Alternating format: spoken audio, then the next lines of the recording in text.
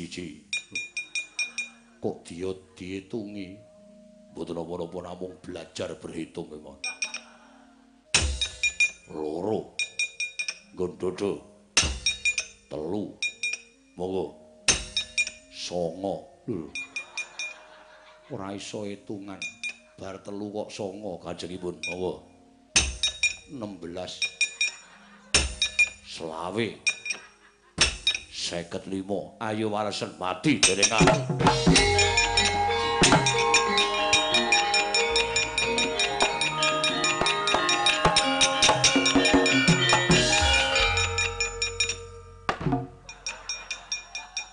Ora ditendang kok sirah ditutukke sikil. Selak kesusu kula panjenengan ampun kathah-kathah iso gletak tenan. Wah. Wani karo Durna bapakku. Idak mutar monggo. 36. Antep. 89. 127 walesen mutar.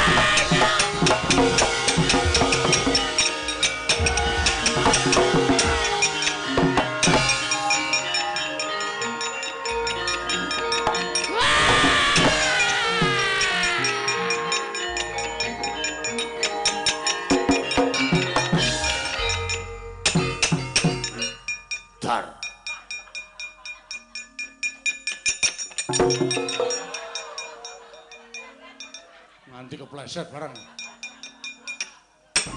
Mudhar kowe. Pendhita kaya wungkal niku kok. Mudhar jotos sing nganti mudhar. Kawong. Waduh. Ora komanan.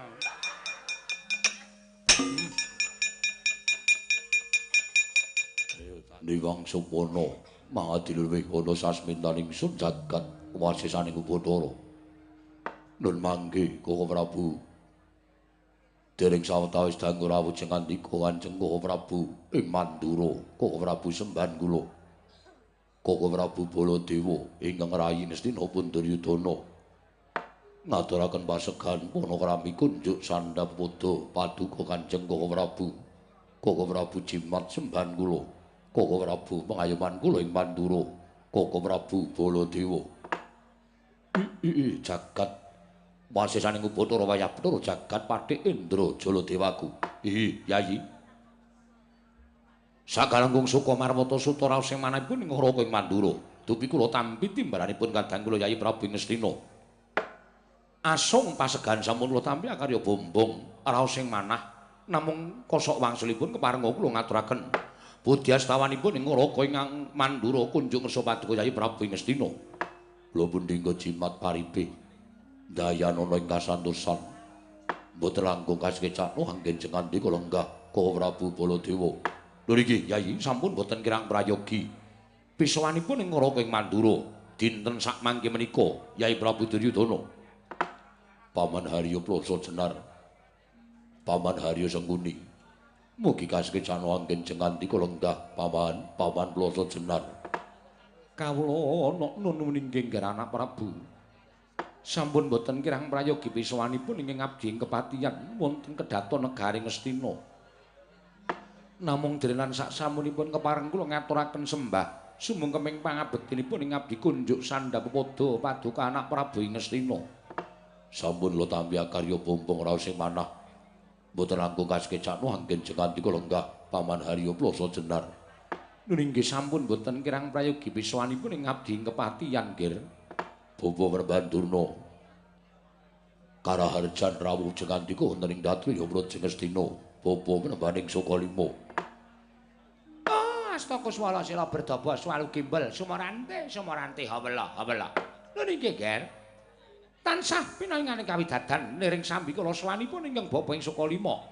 Mangya widada sowan kula niskala kepareng kula ngaturaken salam taklimipun ingkang bapa Kunjung Ngersa Paduka anak Prabu Ngastina ger, anak Prabu Duryudana.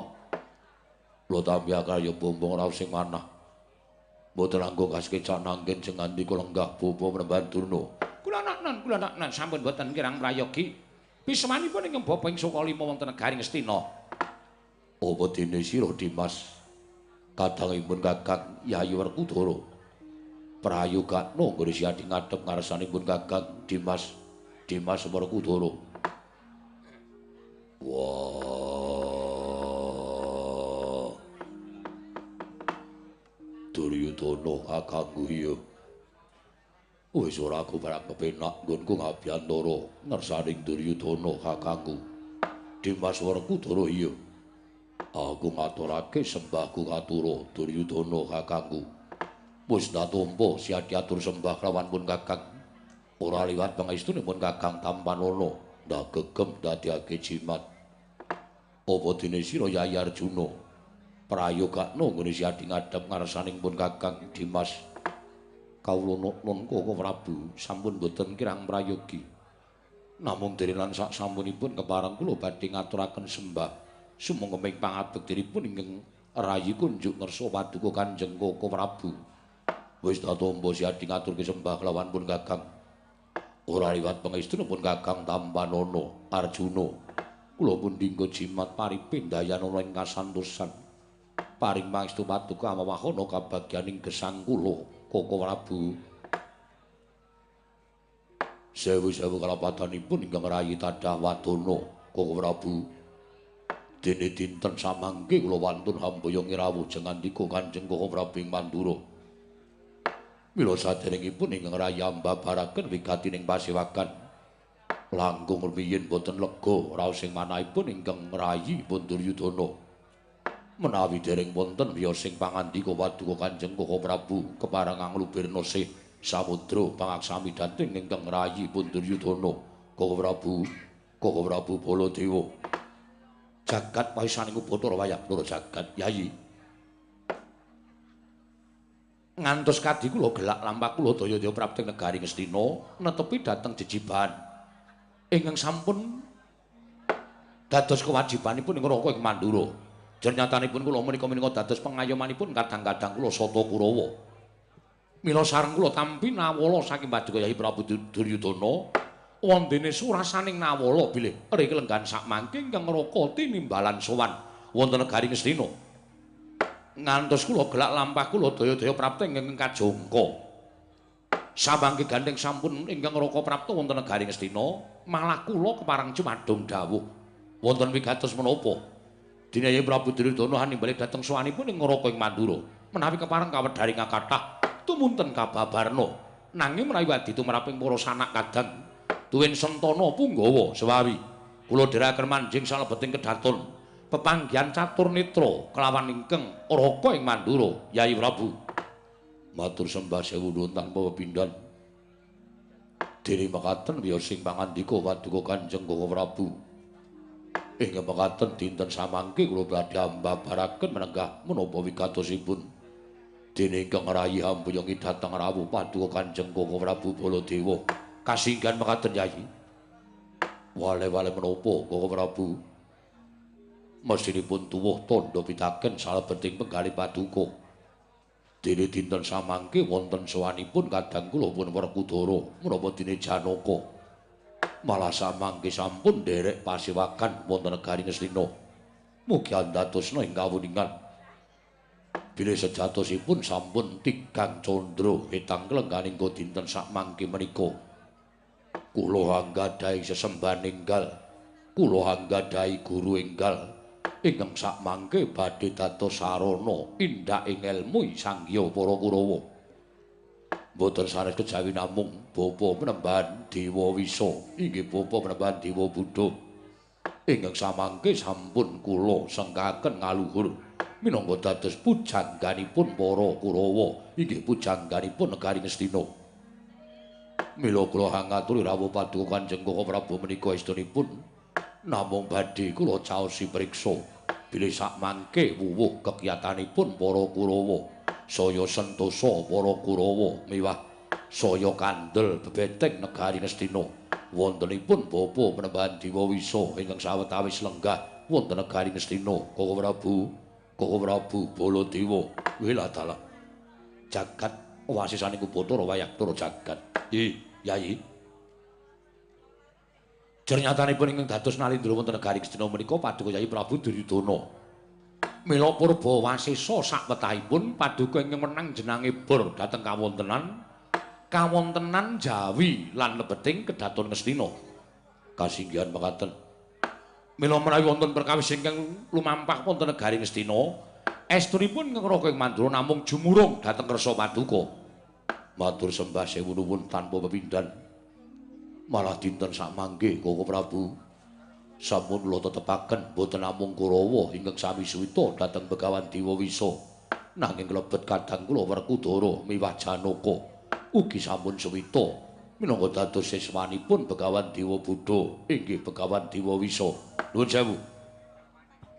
Menawi dipun parengaken kula badhe nyuwun wekdal sawetawis badhe saben rembag kuwi kula badhe sapejagung lan kadang kula Werkudara menapa dene Janaka kula semanggaken Koko Prabu Baladewa. Werkudara Baladewa kakangku piye? Apa wis madhep mantep nggone Siadi suwita marang Begawan Dewa Wisa? Apa wis lahir batin nggonmu madhep minangka dadi siswaning Begawan Dewa Buddha? Wis dadi anteping tekadku. Nggonku bakal suwita marang Begawan Dewa Buddha. Mula wis sawetara wektu aku mapan ana ing negara Ngastina bareng karo Janaka. Usik. Monggo adat lupiya sing wis kelakon, Siadi kuwi ora nate gelem yen to diaturi supaya lenggah sawetara ning Praja Ngastina. Ning merga nggonmu suwita marang Begawan Dewa Wisa lan Dewa Buddha kuwi nganti si Dimas Werkudara sawetara wektu mapan ana negara Ngastina. Ya, pancen mengkono. Yen dikeparengake aku tak takon karo Werkudara. Takon perkara apa? Yen kowe suwita marang Begawan Dewa Wisa mau apa kowe wis ngerti kawruhe Dewa Wisa? Apa wis ngerti kawruhe karo Dewa Buddha sing lenggah ana ing negara Ngastina? Wah, iya. Yen bab kawruh aku durung ngerti. Janaka, wonten timbalan Koko Prabu. Apa Janaka wis ngerti jero cethek kawruhing Begawan Dewa Buddha? Inggih, menawi babagan kawruh kula dereng mangertos. Lah, kuwi lho. Wong sing tumindak agahan datanpa petung mekasan mengko bakal nemu dalan sing kleru. Ujaring para kaki-kaki nyebutake kaya mengkono, pengendikaning para nimpuna ngendikake kaya mengkono mau. Mula bab apa wae ingkang bakal mbok lakoni mau gelar lan gulungen. Glejaning kanthi permati aja nganti Siadi mengko kleru nggone suwita. Merga ngene. Saiki akeh wong sing nyandang cara kabrahmanan, saiki akeh wong sing nganggo serban putih, nganggo kethu putih, ning janjane pambegane elek kuwi pirang-pirang. Mulane kowe arep suwita karo suwijining pendhita kuwi jajakana jero cetheking ngelmuning pendhita mau. Jajakana bathi lan tunane nggonmu suwita marang pendhita mau. Tur meneh Werkudara, saiki aku tak takon karo kowe. Kuranganmu ngelmu ki apa aku tak takon? Kuranganmu ngelmu apa?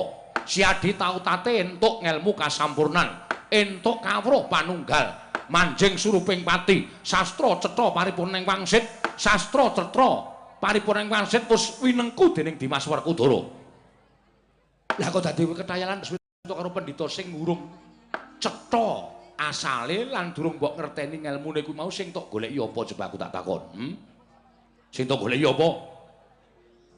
Yen mesine Siadi ki bisa mikir, yen mesine Siadi ku iso menggalih kanthi permati, kurang wegik apa yang wing Saptawarga. Yen Siadi kepengin ulah kaprajuritan, ayo bebarengan karo pun Kakang. Yen Siadi ulah kepengin ulah kebatinan lantip panggraitane, kurang lantip apa Yayi Prabu Kresna. Lah kok Siadi gelem-geleme suwita karo pendhita sing durung cetha ngelmune, karo pendhita sing durung cetha asale. Yen nganti ora mbok pitung ki mengko yen nganti ana apa-apa si Adi nggih bakal tuna tembe wurine. Oh Prabu, wonten dawuh Yai. Sampun ngantos beda dhateng manahipun Werkudara. Kadang kula Werkudara sampun lair batos anggenipun sewita dhateng Begawan Dewa Wisa. Malah samangke rawuh jengandika Kanjeng Prabu. Kula suwun supados jengandika Prabu ugi kersa sewita dhateng Begawan Dewa Wisa. Yai kula wonten paring kadhawuh. Menawi Yai Prabu badhe swita dhateng Begawan Dewa Wisa kula semanggahaken. Menawi kadang-kadang kula Sata Kurawa badhe swita dhateng Begawan Dewa Buddha kula semanggahaken langkung-langkung menawi Werkudara Janaka sampun kelajeng swita dhateng Begawan Dewa Wisa kula semanggahaken. Namung nuwun sewu. Baladewa menika merdika. Kula mboten kejajah dhateng sinten kemawon. Manah kula menika merdika, nadyan kula menika dados pengayomanipun para Sata Kurawa, nanging kula mboten kenging dipun peksa kedah swita dhateng Brahmana. Amargi sampun aturaken ing ajeng. Baladewa swita dhateng satunggiling Brahmana menika kedah kula tintingi jero cetheke ngelmuning Brahmana wau. Sampun ngantos ke seluruh dalan sing kleru, tiwas tak switani, tiwas tak sembah, tak sesedoki petrapane. Nanging namanawi kula mboten pikantuk ngelmu ingkang migunani, tutur ketawur boten wonten ginanipun. Nyatanipun Begawan Dewa Wisa menika satunggiling Brahmana ingkang ampuh. Ingkang ampuh menika namung pil. Ah, cacak. Kula iki nate ginakaken menika nggih. Tiyang wonten ing jagat menika mboten wonten tiyang ingkang ampuh. Nuwun sewu. Serandunging ngelmu menika mboten kinarya ngungalaken dhateng dadanipun utawi mboten kinarya umuk adigang adigung adiguna. Inggih. Mila nyuwun pangapunten menawi kula dipun peksa supados swita dhateng Begawan Dewa Wisa menika kula mboten badhe purun. Menawi ngaten Koko Prabu mboten sarujuk. Nanging bab sarujuk menika kala wau sampun ngantos dipun gandeng cerengaken kaliyan anggen kula swita. Margi tumrap kula sampun lataraken ing kajeng. Ngelmu iku kelakone kanthi laku lekase lawan kas tegese kas nyantosani setya budya pangekese durhangkara. Ngelmu menika boten saged lumampah, ngelmu menika boten wonten ginanipun nek tanpa laku ning wong gayuh ngelmu ya sinau babagan ngelmu menika kala wau. Yen ngelmu menika boten dipun sinau boten badhe wonten ginanipun. Inggih. Pamane atus undi. Lah inggih sampun. Wong sing arep suwita ora kersa dijak suwita kok dipun peksa kados menapa inggih boten badhe saged kelampah. Oh, tumrap kula kok cocok Dik Pati. Cocok pripun Kakang Duna? Anak Prabu Baladewa menika kirangipun menapa sabi kula aturi menggalih. Babagan olah kaprajuritan anak Prabu Baladewa menika sampun wegik. Babagan olah kelantipan panggraitanipun anak Prabu Baladewa menika sampun boten saged dipun tandingi. Lajeng menapa malah ingkang dipun padosi menawi dipun dawuh supados swita dhateng satunggiling Brahmana ingkang kirang cetha asal mulanipun lan kirang cetha juntrungipun menika rak malah badhe bebecer dhateng wekdal ingkang boten prayogi bebecer dhateng penggalih ingkang boten prayogi to Dipate. Nuwun sewu sampeyan matur kaya ngoten ngendika kaya ngoten niku janjane ming perkara meri. Lho meri perkara apa? Meri perkara Begawan Dewa Wisa didadekke pujangga teng negara Ngastina. Sampeyan rumangsa dikiwake, sampeyan rumangsa meri. Oh, mboten Dipare. Mboten ajeng kula meri dhateng kamukteni wong liya niku mboten ajeng. Menawi anak Prabu Duryudana menika sampun pitados kalawan Dewa Buddha, lajeng dipun kukuhaken minangka dados pujanganipun negari Ngastina, sumangga. Wong nyatanipun malah wonten ingkang ngrencangi anggen kula ngembat dhateng kawontenan negari Ngastina. Tegesipun pujangga Ngastina menika wonten kalih. Inggih menika Begawan Durna lan Dewa Wisa. Ning kok atur sampeyan kaya ngoten. Niku kandhane wong meri, niku kandhane wong sing ora cocok karo Dewa Buddha. Nuwun sewu lho, Dik. Brahmana wonten pundi papan menika? Sesaminipun Brahmana menika sami-sami cocokipun lair lan batos. Mboten wonten Brahmana kaya sami regejekan menika mboten wonten. Amargi sipating Brahmana menika memayu-hayuning jagat, gayuh katentreman, gayuh karukunan, gayuh ayem tentreming jagat raya. Menika jiwaning Brahmana. Mula menawi negari Ngastina menika kerawuhan setunggiling Brahmana ingkang sagah dados guruning para Sata Kurawa. Lho, menika malah sae. Kurawa sampun tutuk anggenipun cecep ngelmunipun Begawan Durna. Menawi wonten pandhita sanes ingkang dados gurunipun para Sata Kurawa, kula mathuk, kula gathuk. Kula seneng Tegesipun Kurawa saya pinter, wuwuh kepinterane, wuwuh ngelmune merga saka ngelmune Begawan Dewa Buddha. Ora kok perkara kula menika meri ora. Ning nuwun sewu, ngelmu niku ya kudu dibuktekke dhisik. Aja mung kandhek ana ngomongan. Aku duwe ngelmu kaya ngene. Aku duwe ngelmu kaya ngene. Nek ora ana buktine, lha pundi lajeng pitados? Leres Bapak Tuna. Ha, kandhani kok. Lha niku nek omong niku mesti bener kok. Aku duwe ngelmu kaya ngene, aku iso gawe kaya ngene. Nek ora ana buktine, jaman samangke menika akeh wong aku ampuh menika akeh. Akeh wong aku digdaya. Ning nek tekan buktekke ora ana buktine. Lah menika namung kanggo nyenggara macan tegese kanggo medeni karo sak pepadane menika mboten sae. Ngoten nggih Kakang. Nggih. Mila Yayi. Dinten samangke menawi jenengan Yayi Prabu Andawa akan dateng ke Raka ing Mandura supados kula suwita dhateng Begawan Dewa Buddha. Menawa dipun keparengaken kula badhe sak pejagong kelawan Dewa Buddha. Mboten Bawa Prabu piye menika langkung prayogi Bapak Panembahan. Ana dawuhmu apa, Nggir?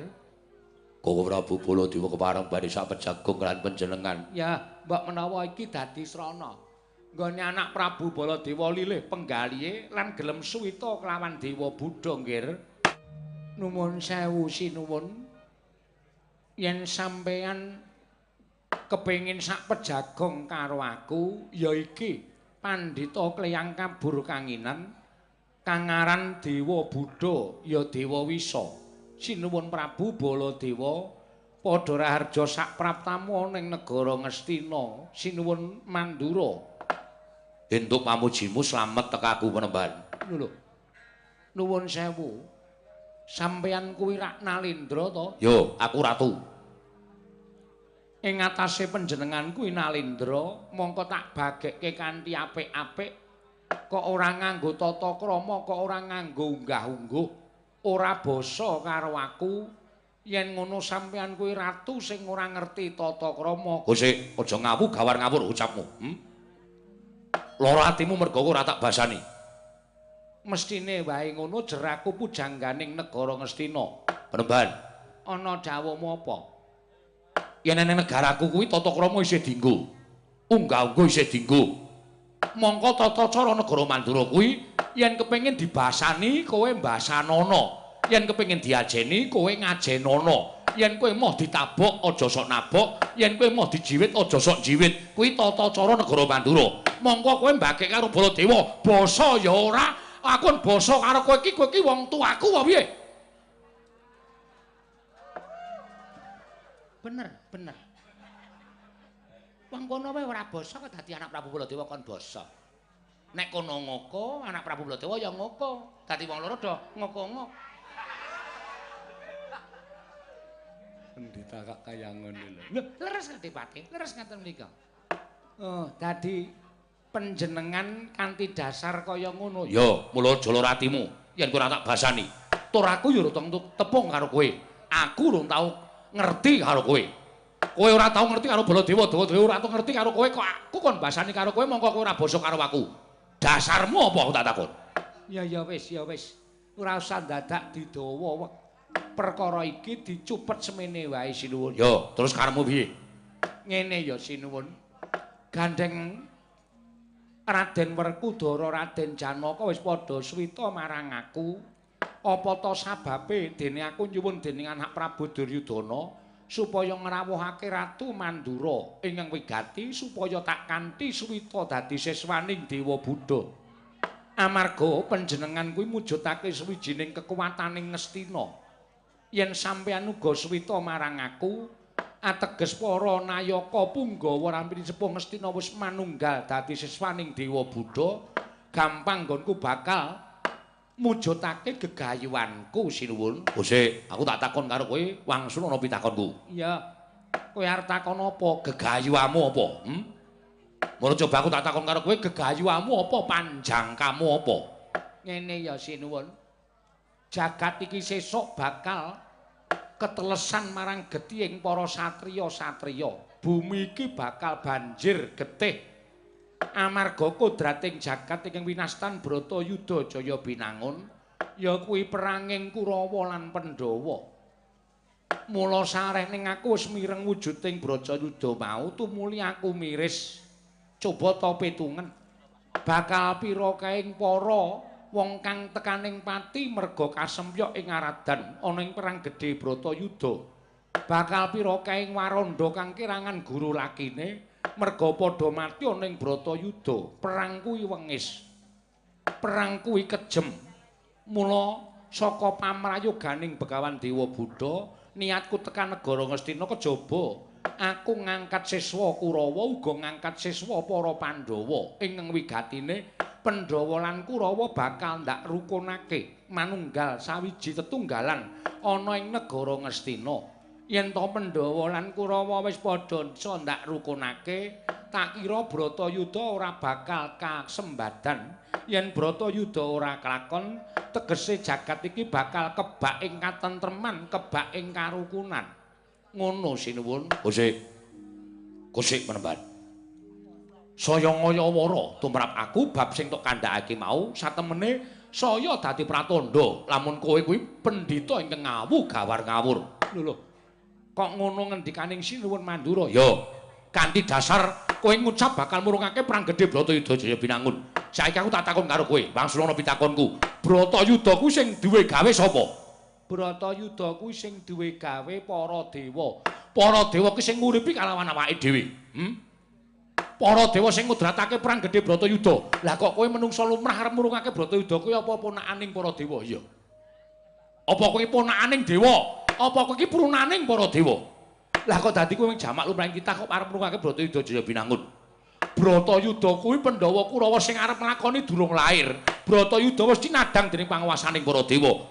Lah kok dadi kowe wani ngucap murungake Bratayuda kuwi rumangsamu apa panguwasamu ngungkuli para dewa apa piye? Kanthi ucapmu kaya ngono mau, Baladewa saya ora percaya karo sampeyan. Baladewa saya ora percaya karo Pendhita Dewa Buddha. Sawijining pendhita ingkang ngawu gawar ngawur bebasan tak kandhake cecak nguntal cagak cebol gaya wulan wuta ngitung lintang tangi kelakone jepak wurunge. Mangsa barang. Nanging ana tetembungan giri lusi jalma tan kena kinira. Jalaran tumrap aku apa wae bisa diwiradati waton syarat sranane iso kelakon. Ngene ya sinuwun. Kowe tak jarwani.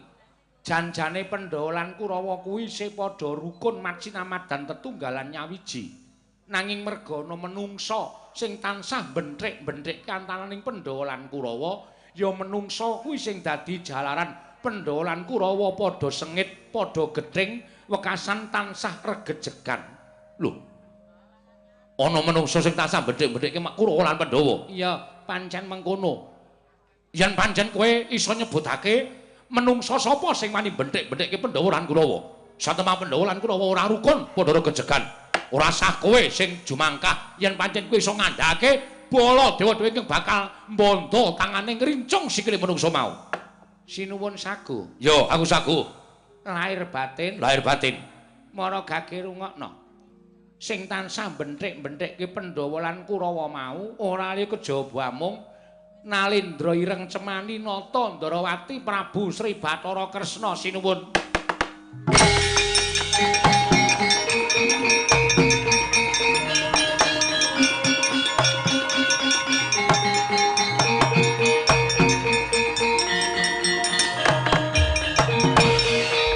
Anus maning jajaran iblis lanat menungsa ora tatanan. Dewa Buddha. Sinuwun Mandura ya kene. Bareng aku nyebut sinuwun Ndarawati lah kok katon marbabak pasuryaning sinuwun Mandura. Monggo kowe mau wis janji bakal mbondo menungsa mau lan ngrincung sikile menungsa mau. Lah kok dadi saiki malah katon kamurkaning nata Mandura Prabu Baladewa. Lek nomripanmu gatena gobokmu. Lek nomripanmu gatena gobokmu yen pancen kowe durung tau ngerti. Kowe durung tau wanuh. Yen to kowe wani nyebut marang Ratu Ndarawati kuwi Ratu Ndarawati ki adine Baladewa. Ratu Ndarawati Kresna kuwi kadange Taruna Baladewa. Lah kok dadi kowe ngucap yen to ingkang benthek-bentheke Pandhawa lan Kurawa mau Yai Prabu Ndarawati. Lan kowe kepengin ngrangket marang Ratu Ndarawati. Dewa Buddha. Kowe arep ngrangket Ratu Ndarawati isih meger-meger cetha pocapaning Baladewa. Ora bakal lakon malah ana pendhita tak cangking sirahe rekaning atiku.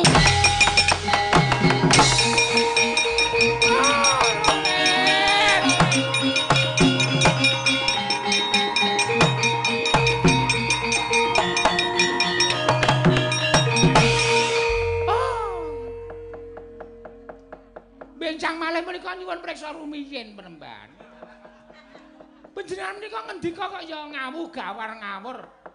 Ngawur piye Durna? Lho, panjenengan ngendikake yen bentek-bentekke Pandhawalan Kurawa menika nata Ndarawati. Monggo panjenengan menika ngendika wonten ngajenganipun Prabu Baladewa. Prabu Baladewa menika kakakipun.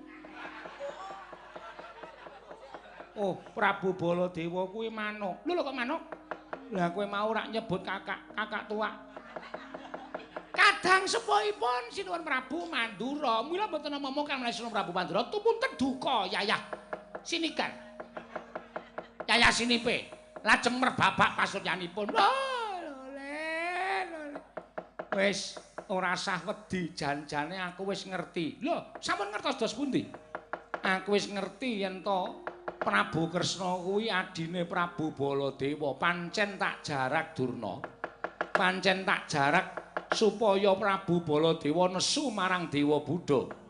Liripun kados pundi teka paduka nggadahi sloga ngados mekaten Peremban.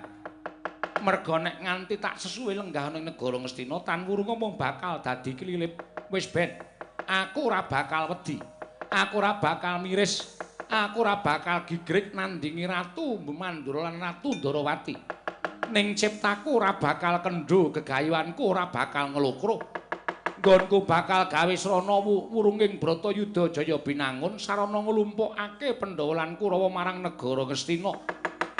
Lan padha nekseni tumbal ingkang kudu dados sarana wurunging Bratayuda ya kuwi kuwandaning Ratu Ndarawati.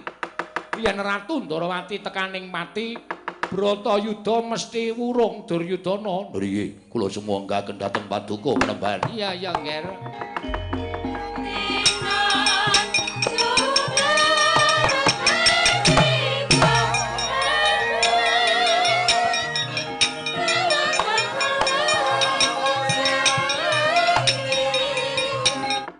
Werkudara Dewa Wisa bapakku ki.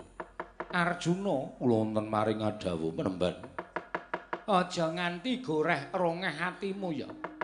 Merga kowe krungu yen to tumbal ingkang kudu mbok cawesake ya kuwi Ratu Ndarawati. Mula kang sangka kuwi Werkudara rungokno kang dadi gunemku. Kowe ngerti, setemene kowe kudune krasa. Yen to Pandhawa duwe pujangga kang aran Ratu Ndarawati ya kuwi Prabu Kresna mau sejatine ingkang dadi tuk sumbering perkara. Nganti Pandhawa ora rukun karo para Kurawa. Mestine kowe krasa, mestine kowe ngerti. Pandhawa tansah didoh-dohke dening Kurawa, Pandhawa tansah dibenthik-benthike dening Kurawa iki merga saka akal licike Ratu Ndarawati. Nganti dewa kepangan marang Ratu Ndarawati wekasan gawe pesthi kang aran Bratayuda Jaya Binangun kabeh mau tuk sumbering ya kuwi ora kejaba mung Ratu Ndarawati. Mula saka penemuku yen kowe ngiklasake Ratu Ndarawati dadi tumbal, kowe bakal rukun karo Kurawa. Mara saiki petungen. Petungen, kowe ngiklasake nyawa siji ning kowe bakal nambak dumadining korban pirang-pirang yuta menungsa kang padha mati ning Bratayuda. Nang yen to kowe ngeman nyawaning Ratu Ndarawati, kowe ngiklasake pirang-pirang kawula padha mati ning Bratayuda. Coba petungen. Mara gage nalaren, mara gage glejahan gelar lan gulungen supaya aja nganti tuna nggonmu mutusake babakan perkara iki Werkudara. Wah. Durna bapakku piye? Ah, ya nek manut aku ya kudu ikhlas nyawa siji. Merga nek ditandingke nyawa pirang-pirang. Bener nggih, bener. Penemban Dewa Wisa kuwi bener. Yen nganti Bratayuda kuwi mengko dadi pira akahe menungsa sing padha tekaning pati. Kawula sing ora ngerti kentang ki mulih lakon pojok plereting kanan kesempyok ing ngaradan. Para among tani sing mesine padha mapan ana ing sawah lan pategalan kudu melu perang malah kudu mati ana ing pabaratan. Lho, apa ora mesake? Mongko ora ngerti apa sing dadi perkarane. Mongko ora ngerti apa sing dadi tuk sumbering perkara. Meng padha rubuh gedang wekasan padha tekaning pati. Yo. Kuwi nek kowe ngiklaske utawa kowe ngowel karo nyawa siji ya kuwi nyawaning Prabu Kresna. Yen kowe ngiklaske Prabu Kresna, jagat iki bakal tentrem. Mati wong siji ning jagat iki bakal tentrem. Yo. Jagat iki ora bakal ana peperangan, jagat iki padha sayuk rukun tentrem, majinampatan daya dinayan, waton ditumbali nganggo getih Patih Sengkuni. Anu sapa? Prabu Kresna. Rumangsaku kok karo aku iki kayane ora cocok. Pancen ora cocok lahir batin. Jujur wae pancen ora cocok. Ngono Werkudara kudu ndokno. Yo. Ning aku ora bakal bisa nyawang.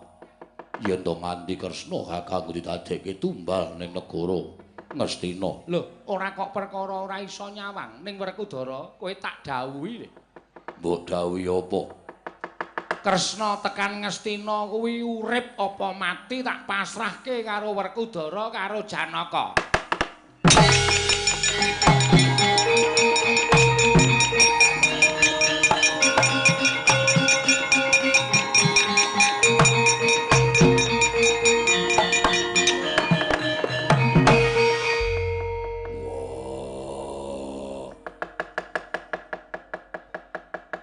Ndak tampa ngendikaning Dewa Buddha bapakku dawuh karo aku.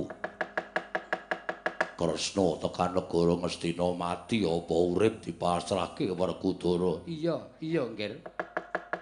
Wis iki kinarya panodi tumrap lahir batinmu nggonmu suwita marang aku lan nggonmu manunggal karo Kurawa kuwi lahir batin apa ora? Yen kowe ora saguh tegese nggonmu suwita ana ing negara Ngastina iki ming mbok nggo abang-abang lambe. Ming mbok pantes-pantes. Nang yen kowe lahir batin suwita marang pun bapa tegese kowe ora bakal awel ngaturake bandaning Ratu Ndarawati ana ing negara Ngastina. Wah, jlambrong aja meneng wae. Kakang Mas kula mboten saged matur. Menapa inggih kula badhe mentala ngrudha peksa dhateng Koho Prabu Ndarawati. Wah, Durna bapakku. Aku kudu piye? Oh, sagu ana Werkudara, sagu ana. Ora usah dadak nganggo petungan sing werna-werna, sagu ana. Aku ora wis omong to. Kowe ngiklaske nyawa siji ning nyelametke nyawa pirang-pirang. Mula sagu ana. Wis ora usah dadak nganggo rasa pangrasa. Yen kowe nganggo rasa pangrasa ngajeni karo kadang tuwa, mongko kadang tuwa ki dadi srana tentreming jagat raya. Oh, jagat iki ora bakal tentrem nek kowe isih awel. Yo. Terus tekan negara Ndarawati. Nek perlu asa omongan karo Kresna. Kresna terus dibondo tangane digotong nang negara Ngastina. Ngono wae rasa dadak werna-werna. Nek kowe omongan, Kresna kuwi wong licik, Kresna kuwi wong pinter, Kresna kuwi wong sing wegik. Wong sing iso ngolak-alek karo ukara. Nek nganti kowe rembugan karo Kresna, wah, kowe mesti lilih, kowe mesti luluh atimu ora sida mboyong Kresna. Lah, gagal wikar Bratayuda dadi meneh. Yo. Wah, ning apa Kresna bakal lila. Mulane kuwi ora usah ditareni.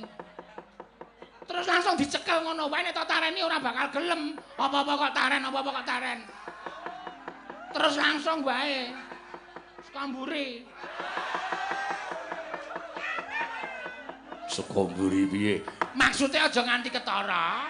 Kresna kuwi lembondo sekamburi. Terus disikep ngono wae. Terus dibondo tangane dikrincung sikile digawa ning negara Ngastina. Nek tak tareni ya sing ora entuk. Delok aja mesti ngono. Wah, yang Teknike iki ngono kuwi. wah, ning aku ora mentala. Lho, jaman saiki nganggo model ora mentala. Oh, wis kebaca disikep kok ora mentala. Nek wis kebaca sikep ya kudu mentala, aja nganti ora mentala ngono lho. Mana ada urus. Wah, Aja mape-mape. Wis get tumandang ngono, sekamburi. Kresna kakangku ki wong digdaya. Nek sekamburi dadi ra digdaya.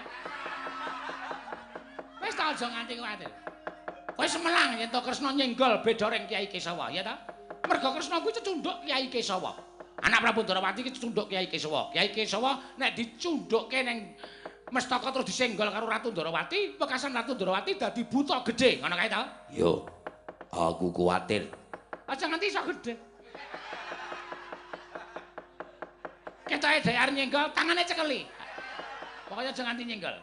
Wis ben nengke wae kok ora gedhe dhewe. Kakang Durna iki werna. Dek Pate ampun sambung rempuk. Oh nggih. Niki perkara kula. Nggih, nggih. Ngono. Nek perlu Kresna dirubut loro. Lho. Werkudara saka mburi, Janaka saka ngarep. Ratu Ndrawati ora bakal iso piye-piye, mesti bakal telok, mesti bakal pasrah karo Werkudara karo Janaka. Wah, iya. Janaka piye?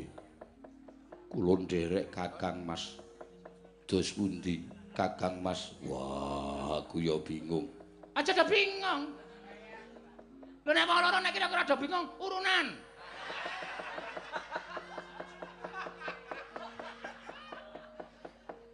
Rumangsaku kok. Iki ki arep nyekel Kresna kok urunan barang. Lho, transportasi mriki lho Dewate. Oh. Aten lho, ampun kuwatir. Yo. Durna, kula wonten dawuh Panembahan. Supaya madhep mantep atine Werkudara karo Janaka, saiki ngene wae aja nganti padha udur Durna tak keparengake melu nyekel Kresna. Baiki. Baiki. Niku kok kula cocok Panembahan. Arak ngono to Sengkuni nggih, kula mathuk, kula mathuk. Wah, yen neneng Durna aku wani. Menawi wonten bapa Durna kula wantun. Lah kowe. Aku sing ora wani. Jare saka mburi. Aku wis jeleh.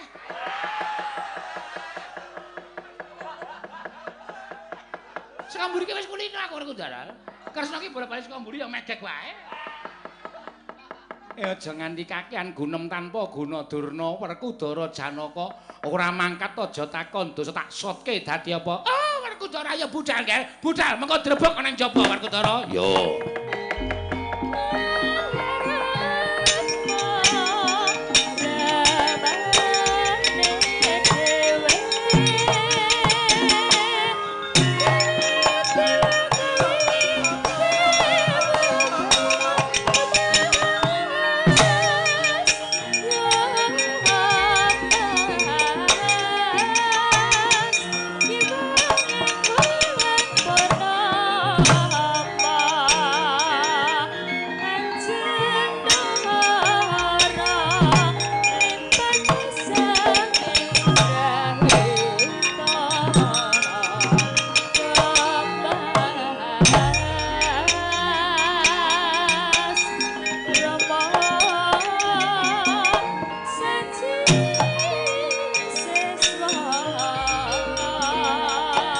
Salajengipun Bapa Panembahan. Wis kowe ora usah kuwatir. Apa penjangkaning Kurawa mesti bakal kelakon. Merga kekuwataning Pandhawa kuwi mung ana dumunung ana Ratu Ndrawati kok, Nggir. Nggih, matur sembah nuwun. Paman Haryo. Wonten dawuh sinuwun. Sampeyan mangedapi para wadyabala niti priksa tindahipun Bapa Durna. Duwen Werkudara menapa dene Janaka. Non ngestaken dawuh. Aku nyuwun pamit metu njaba tak niti priksa marang kahanane anak-anakku Kurawa ya Duryudana. Kula semanggaken dhateng Paduka Bapa Panembahan. Paman Haryo Sengguni. Wonten dawuh, Nggir. Budhana kang padha sepingsun kundur ngedaton. Kawula non Parmadal Pasilan Sing ati-ati aja kaya bocah cilik. Purna gatining maranggilan. Sanata sasundur kedaton jelok saking damparan kenana kinapit gambaran gading. Kadheranken sangganing para Mbandedi manggung ketanggung Joko paloro-loro ingkang sami ngampil upacaraning keprabon. Kawis tinggal saking Mandura tindaknya Sri Naranata katinon saking Mandrawa kaya tansah sesanti kamulyane. Rumangsa kaya dikilani karo Begawan Dewa Wisa. Rumangsa kaya dicocok Bajralungit. Baladewa ing atase aku meger-meger negara Mestina lah kok Yai Prabu Kresna dirasani dening Begawan Dewa Wisa. Ya. Apa dikira aku ora bakal wadul karo adhiku lanang? Kowe ngrasani marang cintrakane adhiku Ndrawati aja takon dosa wadul ke Yai Kresna dadi apa, Barat? Nuwun sewu Kaka Prabu. Saestu adamel kagiat raos sing manahipun ing Raying Ndrawati. Jengandika Kanjeng Kaka Prabu rawuh wonten Praja Dwaraka. Mongko tanpa sengkan datanpa pepoyan. Kaka Prabu kepareng kula ngaturaken sembah pangabekti kula kunjuk. Ya, Kresna. Ndak tompa karya bombong. Penggalipun Kakang sira atur pangabekti kelawan pun Kakang ora liwat pangestuning pun Kakang Tampanana. Kula pun dinggo jimat dayana ning kasantosan Koko Prabu. Koko Prabu. Nadyan ingkang rayi garbarujipun Setyaki kula ngaturaken sembah pangabekti kula kunjuk. Setyaki tak tampa ora liwat pangestu Tampanana. Kula pun dinggo jimat paripih dayana ning kasantosan. Sinuwun kula ngaturaken sembah pangabekti kula kunjuk sinuwun. Yo Kakang Pati Udawa ngaturke sembah lawan Baladewa ndak tampa tiba sepadha-padha. Matur sembah nuwun. Mugi kasekecakno anggen jenengan kula lenggah diwuji. Yo Kakang Pati Udawa kaya Surakara kepenak. Koko Prabu. Wonten menapa dene jenengan rawuh wonten negari Ndarawati? Mongko rawuh ing mboten cecala ingkang saderengipun menawi dipun parengaken kula badhe cemadhong dawuh. Menapa ta wigatosipun dene jengandika parang tedhak wonten Projeng Ndarawati menawi kepareng kawedharing kathah tumunten kababarna nanging menawi ditumraping para kadang sentana kula kanthi manjing salebeting kedaton pepanggihan catur netra kelawan ingkang rayi ing Ndarawati. Kresna kula maring adhawuh sejatine praptanipun Kakang iki ora saka negara ing Mandura nanging aku keplayu saka negara Ngastina. Lho kepelajar saking negaring Stina? Ya. Wonten menapa Koko Prabu? Ngene. Nalika semana aku tinimbalan sowan ana Praja Ngastina, mbuh perkarane apa lan bakal nampa dawuh apa dening Kyai Prabu Duryudana? Pun Kakang ora ngerti. Nanging kaya ngapa gawok penggalipun Kakang? Barang pun Kakang prapta ning negara Ngastina, munggah ana ing Datulaya. Kyai Prabu Ngastina dengan anake Pasewakan Agung. Mongko ing kono ana Werkudara apa dene Janaka. Lah kok jebul sowaning pun Kakang Praja Ngastina dening Kyai Prabu Duryudana didhawuhi supaya suwita marang pandhita anyar katon sing mapan ana negara Ngastina ingkang keparap Begawan Dewa Wisa ya Begawan Dewa Buddha. Pun Kakang ora lega sartane pun Kakang ora gelem yen to didhawuhi supaya suwita nadyan Werkudara kelawan Janaka wis suwita marang pendhita mau nanging tumrapun Kakang upama pun Kakang kuwi suwita marang sawijining brahmana kudu ngerti sepira jero cethèking ilmu ingkang kinandhut dening brahmana mau. Inggih menika Resna Prabu. Ya dumunten aku iso sak pejagung kelawan ingkang jeneng Dewa Buddha ya Dewa Wisa ndak takoni apa ta sababe lan apa niyate dene Kurawa rinengko dadi siswa Pandhawa dikukup dadi siswaning Begawan Dewa Wisa. Prasaja Begawan Dewa Wisa prasaja kelawan pun Kakang lamun bakal murungake perang Bratayuda Jaya Binangun. Mongko bareng pun Kakang mireng yen to Dewa Wisa bakal murungake perang gedhe Bratayuda Jaya Binangun. Rasaku saya ora percaya marang Dewa Wisa. Wekasan nganti bantah kelawan pun Kakang. Dewa Wisa sajae rada ketemper nggone bantah rembug lawan pun Kakang tumuli paring dawuh yen to wurunging Bratayuda mau kudu nganggo tumbal Nalendra ireng cemani tanana ya kejaba mung sira Yayi Prabu Ndarawati Yayi Kresna dereng ngantos paripasami bawacana kasaru praptanipun Begawan Durna nganti Raden Werkudara tuwin Raden Arjuna kaget nata ing Ndarawati wau. Lho menika mboten pangling Bapa Durna ingkang rawuh wonten negaring Ndarawati Bapa Penemban. Katuran Karaharjan rawuhipun Bapa Durna. Oh, nggih nggih winantu ing Suka Basuki sowan kula. Nereng sambikala nggih kepareng kula ngaturaken pudi astawanipun ing Bapa Kunjuk. Inggih Penemban kula tampi karya bombong raos sing manah. Bapa Durna wilujeng. Lho, anak Prabu Baladewa sampun dumugi mriki nggih? Nggih, sampun. Oh, nggih syukur-syukur. Wilujeng rayipun. Oh inggih wilujeng ger wilujeng. Bapa Durna katuran Karaharjan rawuhipun. Oh sencaki alhamdulillah. Dene kowe ngebagekke karo aku sencaki plong kaya lumaku anggi petek papak obor sastra. Ora kaya adat sabene kowe biasane ketemu aku iki mesti merengut. Mesti ora katon bungah atimu ning sagedakan iki lha kok dadi kowe lega atimu Setyaki. Inggih, Penemban. Syukur-syukur. Perdamaian ya Setyaki. Lha iki. Wis ana ora ana rasa apa-apa kok antaraning kowe karo aku ya Setyaki. Lha iki. Werkudara slamet. Yo, Kresna kakangku. Aku ngaturake basa aku katura. Tak tampa Yayi, Arjuna slamet. Inggih Koko Prabu. Pinandhing suka Basuki sowan kula niring Sambikala. Werkudara Pandhareja, Baladewa kakangku ya. Aku ngaturake basa aku katura. Janaka slamet. Koko Prabu. Niring Sambikala kula ngaturaken bekti kula kunjuk. Ya, padha prayogakna Yayi. Ya, kaya ora kurang kepenak. Nuwun sewu Panembahan. Radyaneh pangraos kula. Dene rawuhipun Bapadara wonten negari Ndwarawati mriki lah kok nganti dhateng kadang kula Werkudara menapa dene Janaka. Menawi dipun keparengaken kula badhe nyuwun priksa. Wonten wigatos menapa lan badhe wonten pangandikan menapa ingkang badhe kaparingaken dhateng ingkang putra ing Ndwarawati Panembahan.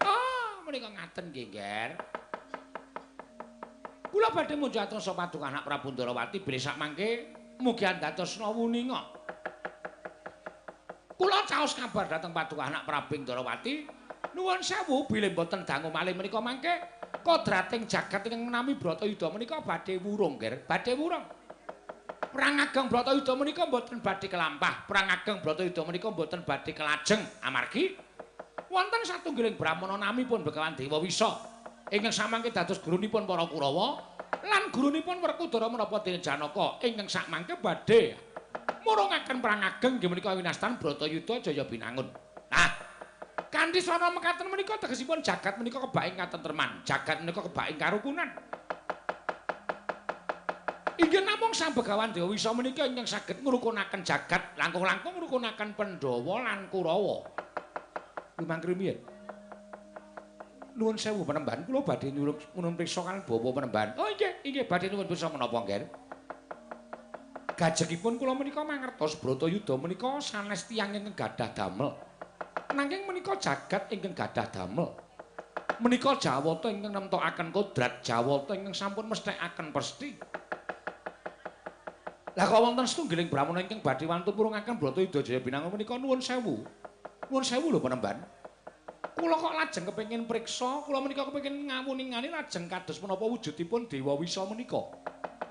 Ing atasipun pandhita, mongko kula midhanget pangendhanipun Bapa Durna nami Dewa Wisa menika nembe sepisan menika. Ateges pandhita menika sanes pandhita ingkang kondhang. Ateges pandhita menika pandhita ingkang boten misuwur. Benten kaliyan Bapa Durna. Bapa Durna menika pandhita ingkang misuwur kemawon boten wantun murungaken Bratayuda. Lah kok menika wonten setunggiling brahmana ingkang boten kaloka asmanipun kok wantun badhe miradati dhateng kodrating jagat menika kula nuwun sewu. Menika naminipun Rak Ngayawara ta Panembahan? Mboten ngawayara. Mboten ngayawara. Ning menika saestu. Malah sowan kula ingkang sanipun Prabu Balawati menika estunipun kula menika padosrana supados Bratayuda menika saged wuruh. Lho. Padosrana nggih. Srananipun menapa? Sranane patine Ratu Ndwarawati. Kok Prabu mangkir piyen? Kajenge mrika kemawon ingkang ngendika. Wah. Sing ati-ati Yayi, sajake Werkudara karo Janaka kuwi wis didadekke srana supaya mbondo lawan Yayi Prabu Ndwarawati. Inggih, kula ngertos nanging kula mboten badhe ajrih. Bawa Durna. Nan. Srananipun menapa? Srananipun menika menapa menika? Setunggal gedang raja. Saklirang lajeng menika wujudipun kembang staman mawi suruh ingkang padha rase. Lajeng sasampun menika kedah wonten jenang baru-baru. Lajeng tumpeng menika kedah perlu. Lajeng salajengipun inggih menika kedah wonten ayam ireng omahan menika nuwun sewu sanes ireng kok, Nger. Inggih menika wujudipun soto. Soto ingkang kedah dados rana dipun bekakak dipun lebetaken wonten ing sega gurih. Ya ngono ta Werkudara? Wah, mbuh aku ora ngerti. Bawa Durna. Mboten dawuh, Nger. Panjenengan menika pendhita. Nggih, dipun dangu kok dadak mrana rembuge piye? Sing bako Yayi Prabu Ndwarawati menika sampun nyuwun dawuh. Sarate apa, sranane apa panjenengan kudu paring dawuh. Nggih, menika nembe kula petang. Amargi Syarat menika mboten gampil, mboten gampil.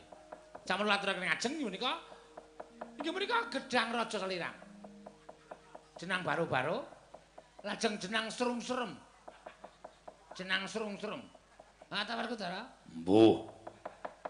Jenang serung-serem menika menapa? Mboten wonten kok jenang serung-serem. Bawa Durna. Wonten dawuh. Panjenengan bloko napa mboten? Kula aturi bloko. Pangandikanipun Begawan Dewa Wisa menika napa sing dibutuhke teng negara Ndarawati? Anu nggih, nuwun sewu. Dipun lebetaken menika, inggih menika nuwun sewu, sowan kula menika kasuwun supados mbondo anak Prabu Ndarawati kinarya tumbal wadal wurunging Bratayuda jaya binangun nggih.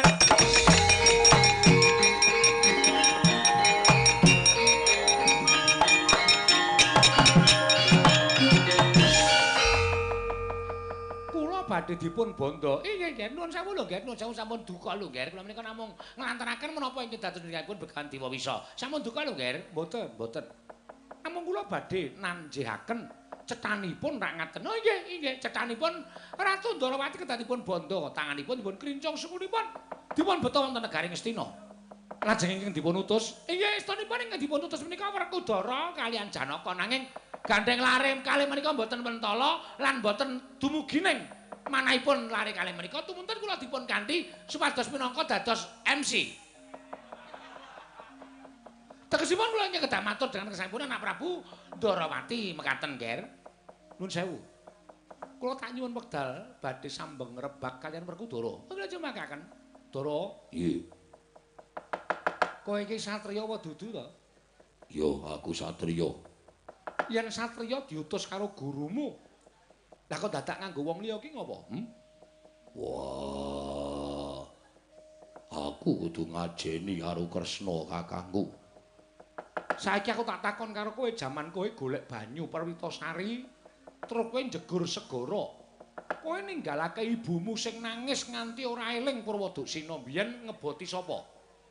Ngeboti Dawi Durna bapakku. Saiki aku tak takon karo kowe, antaraning Nata Ndarawati karo ibumu Dewi Kunti, Bibi Kunti kuwi abot sapa? Abot ibuku. Mestine karo ibu wae mentala kowe ninggalake, kowe ngebotke gurumu. Ning lah kok dadi kowe ora mentala karo pun kakang ki dasarmu apa? Dewa Wisa ki gurumu lho. Ning nganti kowe ora mipitu dawuhing guru, wah dosa gedhe. Terus aku tak takon, murid sing kaya ngono ki apa pantes didadekke siswa? Wah. Arjuna, Kula nemparing adang. jagat iki ora ana wong lanang loro kejaba mung Janaka. Pitataning jalma, unusaning titah, mantasaning menungsa kuwi Janaka. Iya. Lah kok dadi malah kowe ora mentala yen pancen iki dadi srana wurunging Bratayuda jaya binangun. Yayi, aja dikira pun Kakang ora tresna karo Pandhawa. Yen nganti Pandhawa isa rukun karo Kurawa kanthi srana pati ning Nata Ndarawati, Dimas. Pati uripku tak ikhlaske Werkudara. Pati uripku tak ikhlaske. Aku ora bakal wewel, aku ora bakal grundel. Mara saiki ayo bandanan tanganing Nata Ndarawati, srimpungan sukuning Nata Ndarawati. Aku tekan Ngastina dadi banten aku ora apa-apa. Waton Bratayuda sida wurung. Nanging yen nganti Kresna wis nyorokake pati uripe, mongko Bratayuda ora sida wurung. Tegese Begawan Dewa Wisa ora iso murungake Bratayuda jaya binangun. Saya aku tak takon karo kowe, sing mbok totoke apa coba? Sing mbok totoke apa? Wis tak tototi pati uriping Nata Ndarawati, saiki upama Bratayuda ora dadi, aku genti njaluk. Aku genti njaluk. Njaluk apa? Aku njaluk batanging Begawan Sukalima. Lho!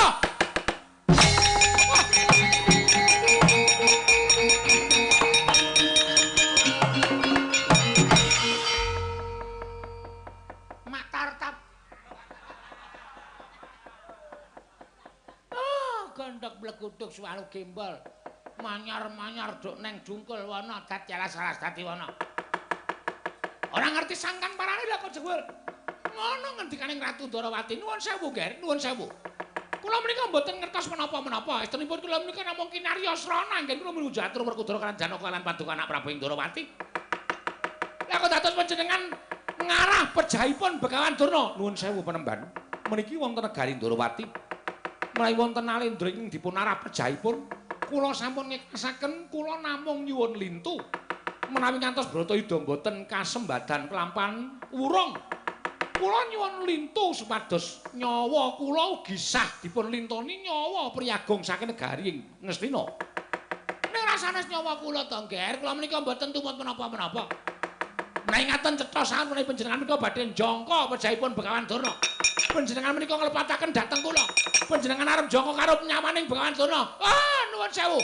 Nek ngono bener ngendikaning Begawan Dewa Wisa. Sing tukang ngelincipi carang papak, sing tukang adul-adul ki pancen nyata-nyata Ndarawati. Kula mboten nrimaken, Nger, kula mboten nrimaken.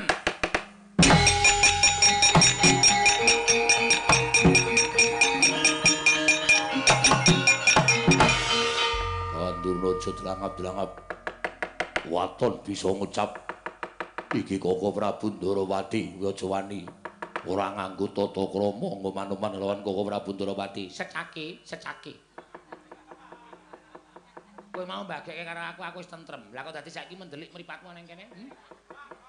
Iki ora perkaramu Secake, iki perkarane aku mbelani Werkudara sing bakal mbaya marang Nata Ndarawati. Ning mangone pengendikane Nata Ndarawati ora ngepenake pikire Begawan Durna. Selagine cacing wae dipidak menungsa ngolet kae ora ngrasake lara ning buta males. Lah kok Begawan Durna ditatoni atine. Nuwun sewu, kula ugi tatu manah kula. Mergi pokal gawenipun tiang-tiang Ngastina. Ning sampean ora sak kepenake dhewe, Nger. Nek sampean kepenake kula mboten narimaken perkawis menika. Panjenengan mboten purun teken negari Ngastina. Kula nyembadhe ngruda peksa kalian panjenengan anak Prabu Ndarawati.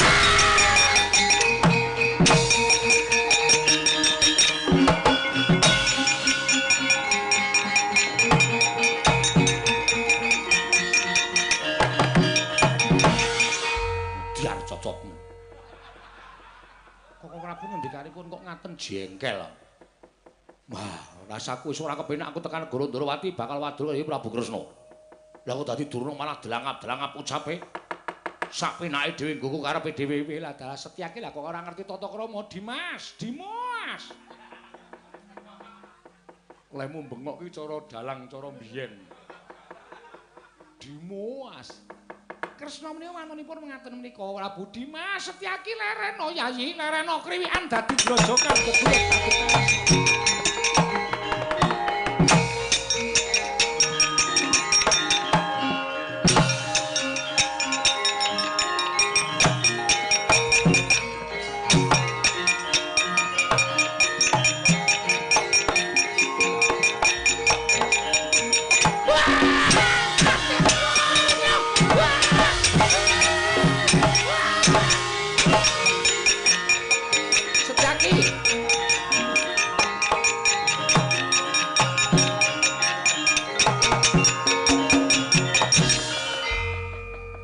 dindek ngopo? Lho. Kok dindek ngopo pripun to? Setyaki menika Senopati Ndarawati. Nek tumindahipun sak pikajenganipun piyambak menika kula mboten cocok. Lah Durna ya omongane sampeyan dhewe kok. Jatasi wae wis ben. Mun sewu kok Prabu. Kula aturi lenggah menika perkawis kula. Menika wonten negari pundi? Ning Ndarawati. Ning dados ratu teng Ndarawati menika sinten? Lah ya kowe. Lah menawi kula Koko Prabu kedahipun manut kaliyan kula menika pernatan Ndarawati. Wah, iki le perang kapan iki? Ono wong Jatasi wong kok penggak ki. Sampun to lenggah wingking. Setyaki, lho wonten dawuh. Sing ngakon Jatasi Durna sapa? Mboten wonten. Lah kok tok Jatasi mangkel ati kula. Nguman-uman Koko Prabu Ndarawati sak penake dhewe. Anggepe apa ming derajate Durna kok ngunek-unekke Ratu Ndarawati. Setyaki sing dadi Senopati Ndarawati ora trima. Bener. Nek ana Ratu dunek-unekke karo wong liya ki Senopatine ora trima. Jatasi wae Koko Prabu. Panjenengan menika tiyang sepuh napa bocah? Ayo wong tuwa bocah semene ngentek-entekke kempongan. Kempongan menapa-menapa? Ah kempongan. Kempongan wae ora sawer-sawer. Aku ora keparengake kowe Jatasi Durna. Kula mboten badhe trimah menawi Koko Prabu dipun oman-oman. Ning Ning Durna kuwi pendhitaning ratu. Ora peduli pendhitaning ratu. Yen pancen suarane ora penak Jatasi. Lah cocok aku ya ngono kuwi. Ketoke ora enak ya tak naik uyah apa-apa. Jatasi kok enak, Jatasi. Lah terus karepmu? Kula mboten lega menawi dereng damel wirangipun Begawan Durna. Kosek. Ning Durna kae iki nggawa Werkudara, nggawa Janaka. Nek Durna tuk Jatasi, Werkudara ora trima, Janaka ora trima, mungsuhmu dudu Durna. Ning mungsuhmu dulurmu tuwa Werkudara apa dene Janaka. Apa kowe wani? Wantun. Oh, wani kok. Cah gleleng e. Senopati kok wedi cara ngendi? Lah inggih. Lah iya. Wonge wani kok. Kowe ora mung kuwatir mergo Setyaki ngomong mungsuh Werkudara apa Janaka. Halo. Halo. Wani tenan. Wantun. Mungsuh Werkudara? Wantun. Mungsuh Janaka? Wantun. Oh, cah gleleng. Mungsuh Baladewa? Wantun. Bapure. Koko Prabu menika mblusukke. Sapa-sapa kok diwaneni? Lah nek wani aja karo Durna, aja karo Pendhita Sukalima. Kalian sinten? Anake murid loro kek mesti mbelani. Nek pancen wani pethono. Estu? Iya. Nyuwun pangestu. Badhe kula papakaken. Kula aturi mresani arepa cilik kaya ngene nek nganti kalah karo Werkudara karo Janaka. Gantung kula. Heeh, bener ngono kuwi apik iki. Aku sing golek tali. Badhe kagem menapa? Lah jare arep gantung. Nek kalah wong urung kalah. Oh ya, urung kalah nek kalah gantung. Karo aku yo gantung. Koko Prabu menika badhe gantung perkawisipun ditolak cintaku. Guyu, kowe guyu. Guyu, iya, guyu. Mboten. Mangkat tos Setyaki. Nggih, ngestaken dawuh.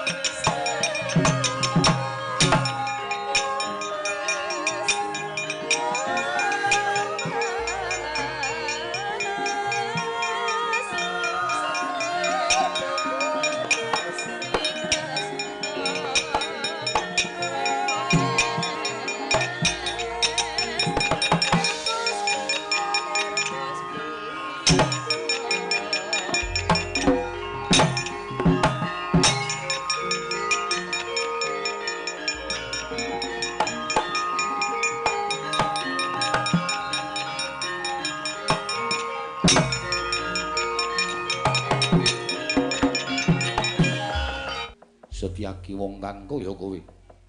Ora pisan ora pindho kowe mulasara karo Bapa Durna. Apa ora weruh yen Janaka kuwi putra seswane Begawan Durna. Nadyan kula sumerep panjenengan badhe menapa? Suaramu sugal, nyuwun pangapunten. Sing marahi Durna dudu Setyaki. Yen Durna duwe tata krama ning negara Ndwarawati mesti kemawon kula boten badhe gendhak sika kaliyan Begawan Durna. Kowe wani nyikara Bapa Durna apa kowe wani karo Janaka? Nyuwun pangapunten.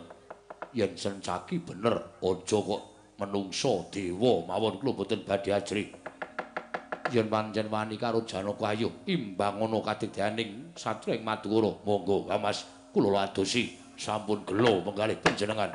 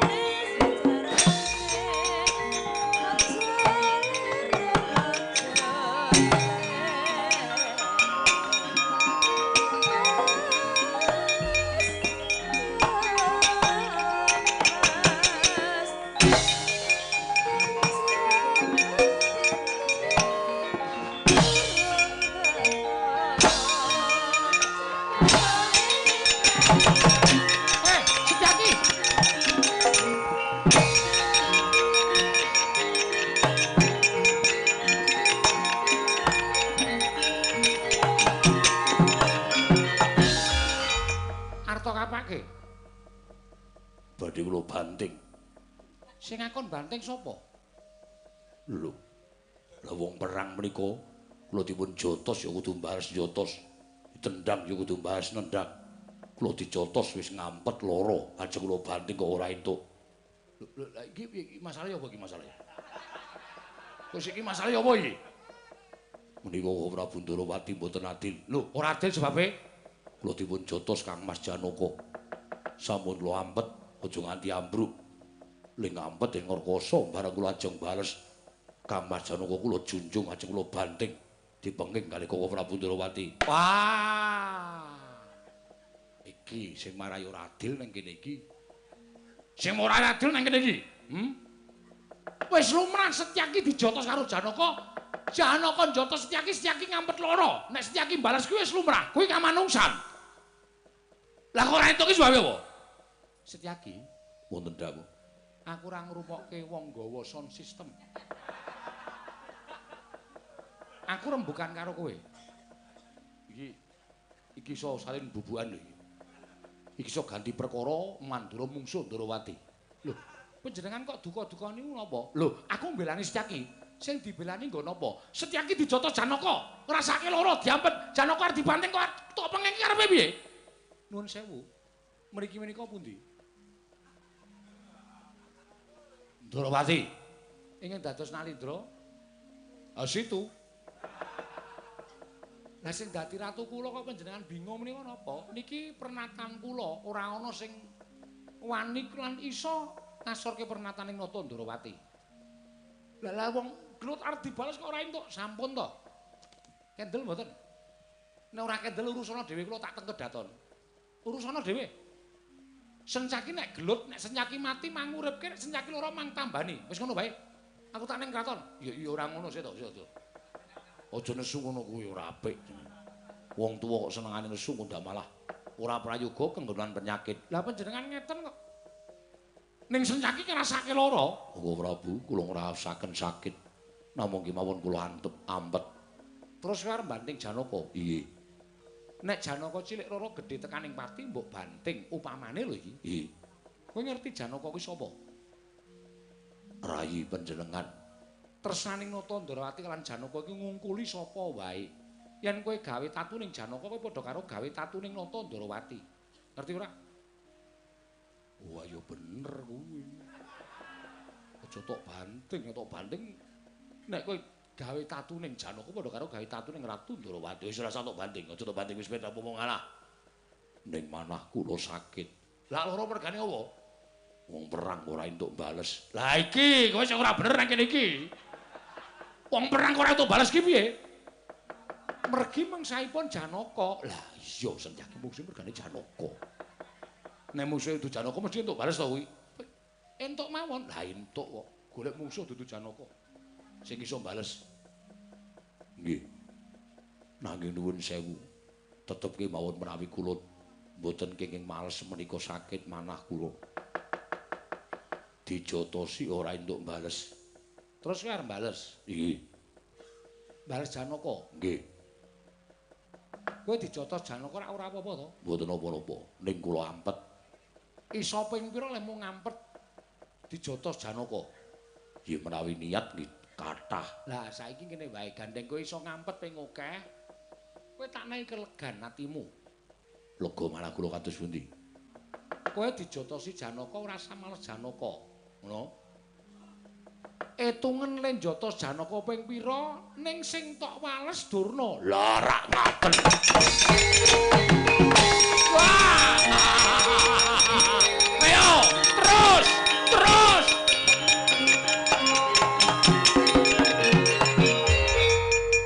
Lah yo ngene iki sing tak karepake ngene iki. Kowe dadi ratu sing adil tenan iki yo ngene iki. Iso ngramuki perkara nganti titis. Nadyan Setyaki ora keparengake njotos Janaka ning kowe pancen pinter. Setyaki yen kowe lara atimu pengin bales aja Janaka sing tok bales. Itu ngono Janaka le njotos ping pira? Malsa Durna. Kok Prabu menika ratu apa kenek?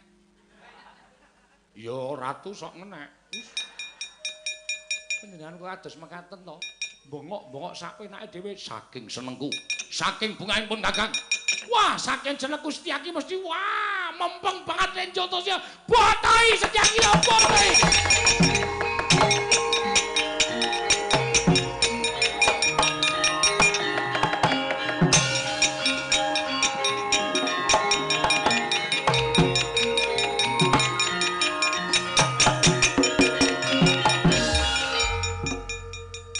Ngopo Setyaki?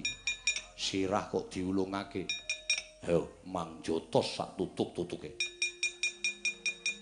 Pecah sirahmu, pecah tambal.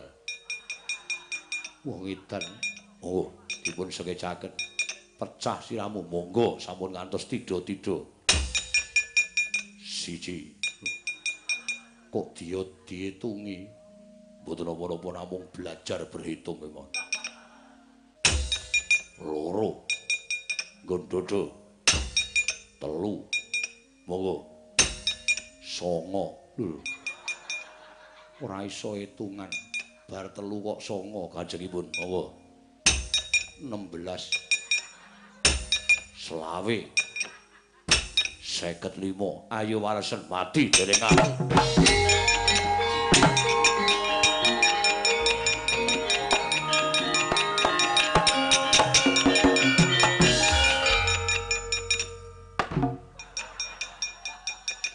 Ditendang kok sirah ditutukke sikil. Selak kesusu lho panjenengan ampun kathah-kathah iso gletak tenan. Wah, wani karo Durna bapakku. Hidak mutar monggo. 36. Antep. 89 127 waresen mutar.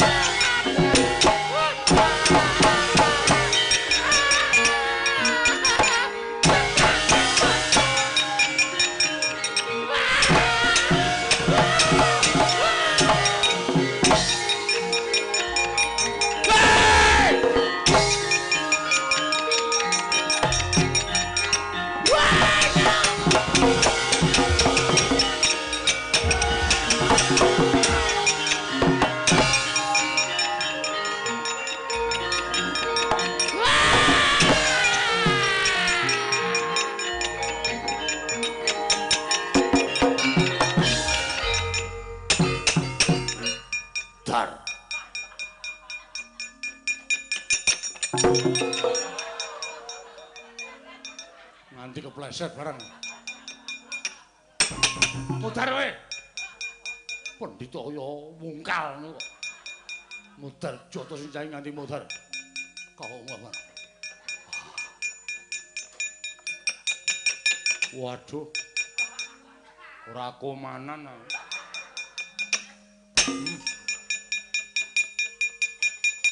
Ayo tangyo legane katiku. Tangyo legane katiku. Ora gelem tangyo aja nglakon dosa. Sampurnake hak gotong ning ngarepe muridmu.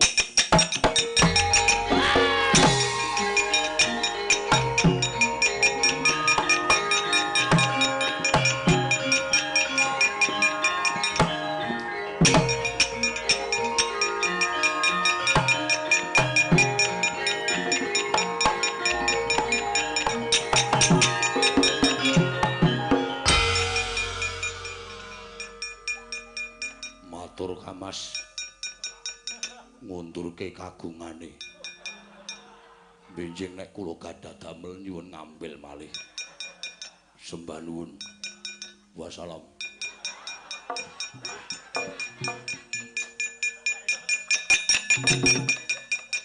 Balekke dingklek. Sampun-sampun aku butuh Aku njeli meneh.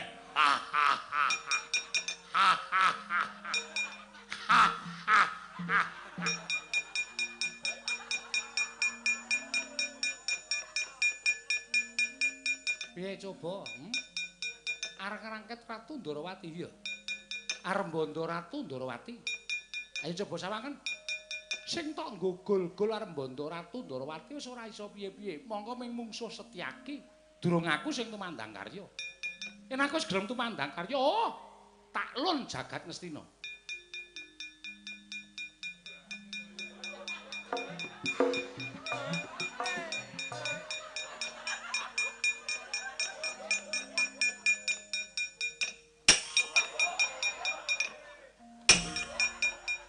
Sepelekke.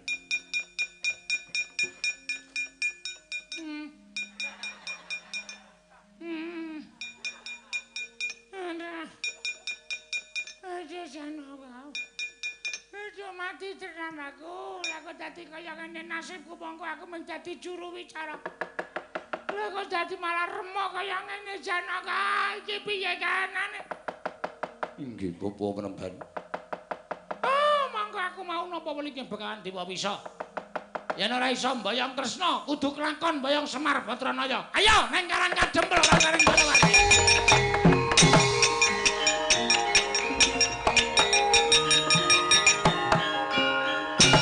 Koko Prabu. Nggih. Mesti kemawon menika mujudaken satunggiling pamitang tumrapipun ing Raying Ndarawati. Ya. Wonten Brahmana ingkang naminipun Dewa Wisa wonten negari Ngastina. Monggo saking panginten kula ingkang dipun ancam pejahipun dening Brahmana menika kala wau mboten namung Kresna. Lho, lha sapa? Wonten satunggiling titah ingkang ugi dipun ancam pejahipun dening Brahmana Dewa Wisa. Keparinge Prabu. Koko Prabu kula titip negari Ndarawati kula badhe nganglang bawana. Sinambi padosrana sak mangke supados saged ambabaraken lampan wonten negari Ngastina. Oh iya, ngono Kresna. Inggih. Yen pancen ngono si Adi sing ati-ati. Inggih, nyuwun pamit. Tambeng mengstu Koko Prabu sing ati-ati aja kaya bocah cilik. Tak reksaning negara Ndarawati aja nganti ana kemrajul saka sela-selaning Garu Kresna.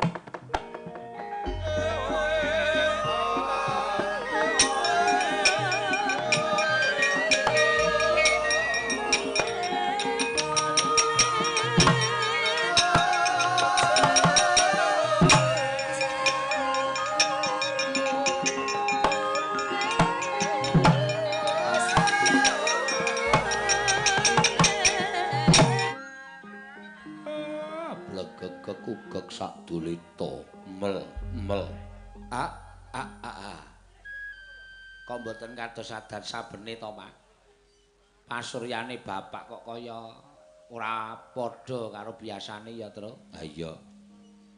Enten napa Pak sing dipenggalih? Nek bapak menggalih napa-napa kula aturi paring pangandikan. Enten apa to, Pak? Ampun mendelan kemawon. Paring pangandikan kangge para putra. Nala Garing Petra apa dene kowe Bagong. Lah kok ora kaya sak gedhagan iki. Atiku kok kaya ora tentrem. Pendak-pendakku mesar penggalihku. Iki arepene ngopo, Dole? Ning gandeng aku mono mung sak derma titah swantah sing kudu pasrah marang pepesthening kodrat.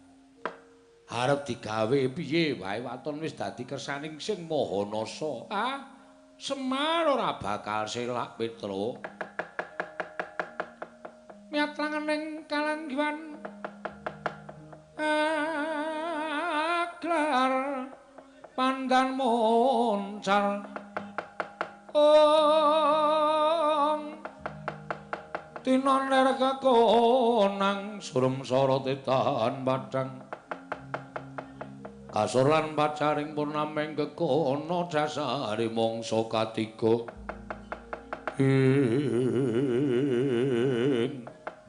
Katrenjuh praptaning Raden Werkudara tuwin Raden Arjuna kaget nenggih Risangnaya Ndaka wau. Mareka den prayekna semurires.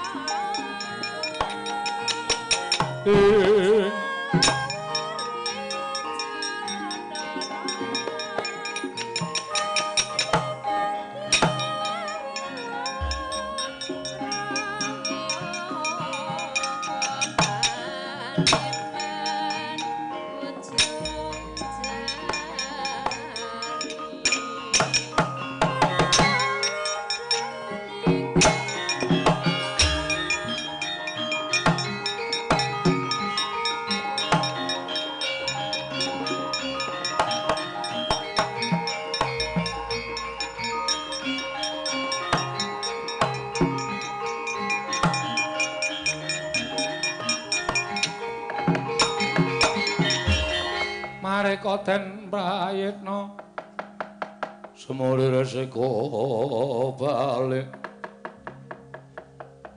titiyane gandayane tresanya purnama sasi enten apa Den Ndara Werkudara Ndara Janaka rawuh enten Karang Kadempel kula nyadhung dawuh Gus. Wah, jlamprong.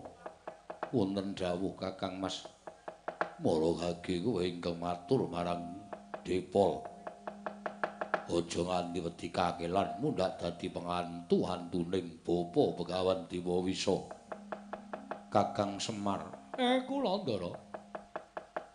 Sowanku ngersaning Kakang Nayantaka satemene namung kepengin nanjihake marang Kakang Semar. Nanjihake sing kepripun? Kakang Semar lair lan batin apa ora tresna kelawan Pandhawa? Den. Pitakonan sampeyan niku kaya ora sak baene. Lah pripun to? Nek kula tresna pripun, nek mboten tresna pripun? Yen Kakang Semar tresna karo para Pandhawa, mestine bakal seneng. Lamun Pandhawa mukti ngawibawa Nyakrawati. Nggih, niku sing kula jangka.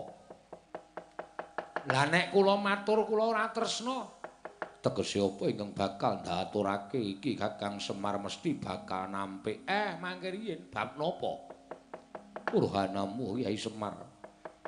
Lamun satemene para Pandhawa dina samengko mligine aku lan Kakang Mas Werkudara suwita marang negara Ngastina, suwita marang Bapa Begawan Dewa Wisa.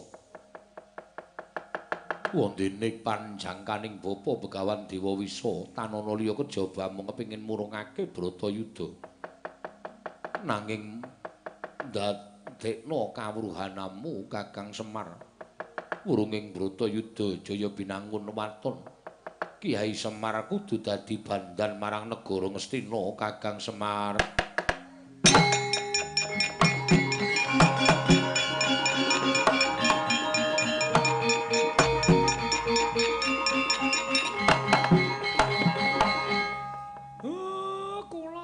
Dadi bandan.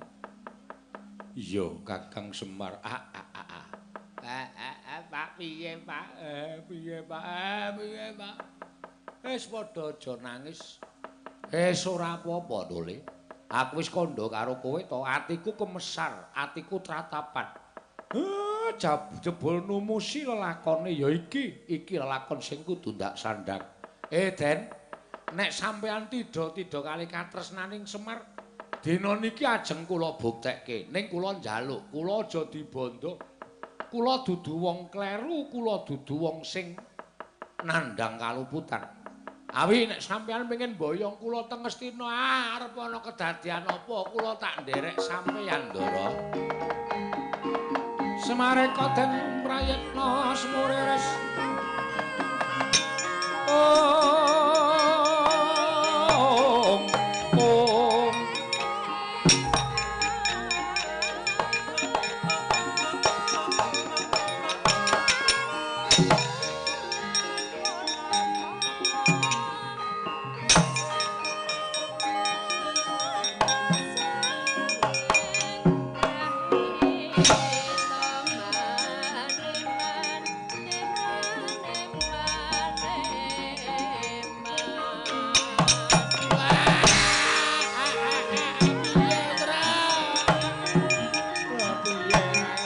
ora ngerti wah wis.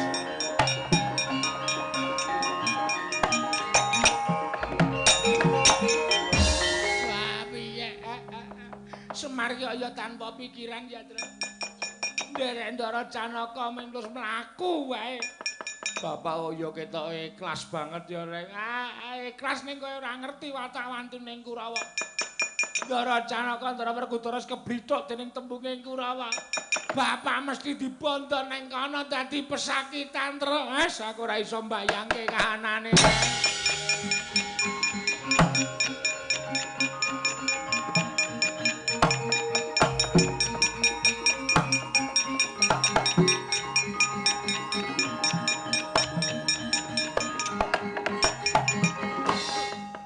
Garing Petruk Bagong kok do nangis. Ngaturi kawuningan Ndara. Lho, kenapa? Bapak Semar.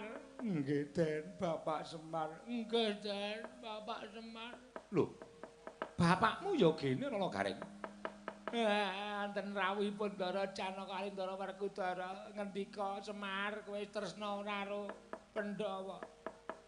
Nek kowe tresna karo Pandhawa ya tak boyong ning Ngastina dadi srana rukuning Pandhawa lan Kurawa. Ngoten bapak niku mboten mlayu mboten kok lunga. Ning terus nderekke tindake Ndara Janaka. Dinten menika bapak pun tekan mbok menawa wis nyaketi negara Ngastina pun rada sawetara kok Ndara.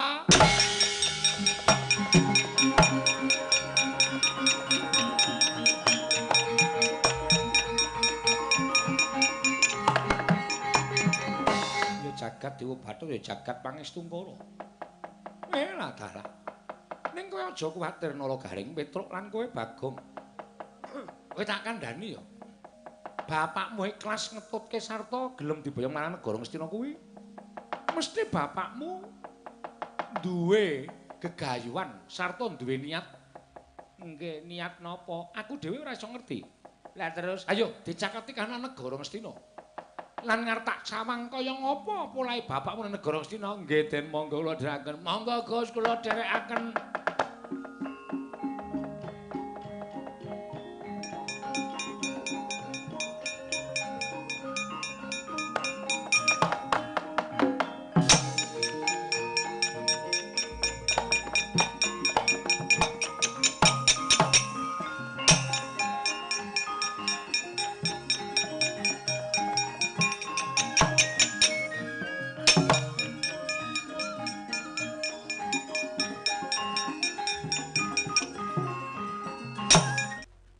Sewu Kawa Prabu. Menika kula sampun saged ngaturaken sowanipun Kyai Semar. Duryudana kakangku. Aku iso ngaturake sowaning Semar Badranaya jagat Dewa Bathara. Bapa Penembahan. Ana dawuhmu apa, Nggir? Menika Semar sampun kepareng sowan wonten negari Ngastina. Jumbuh kaliyan ngendikanipun Bapa Penembahan Dewa Wisa. Bilanggen paduka badhe anjangka wurunging Bratayuda menawi setunggal nata Ndarawati kalih Semar Badranaya sagedipun sewanaken wonten negari Ngastina katandha menapa dados panjangkanipun Bapa Penembahan saged kasembadan mila kula sumanggaken dhateng paduka Bapa Penembahan Dewa Wisa sarating pandam sumala madangi jroning pasarean ngenangi wadana katon remu-remu kalingan ngangrengeng sang tiak manahengkung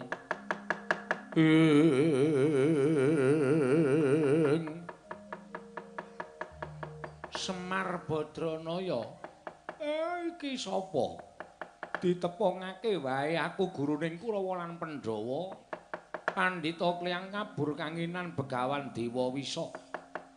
Kowe aja gelo atimu, aja lara rasamu Semar. Kowe ndak jaluk sowan nang negara Ngastina sayekti dadi srana wurunging perang Bratayuda Jaya Binangun. Peranging Pandhawa lan Kurawa. Sineksen nata Ngastina apa dene Werkudara lan Janaka. Dina samengko kowe bakal tak dadekke tumbal wurunging Bratayuda Jaya Binangun. supaya nata Ngastina lan Werkudara Padine Janaka ngerti dhewe kanthi paningal dhewe. Nggonmu bakal ndak sirnakake saka lumahing bumi kureping langit Semar Badranaya.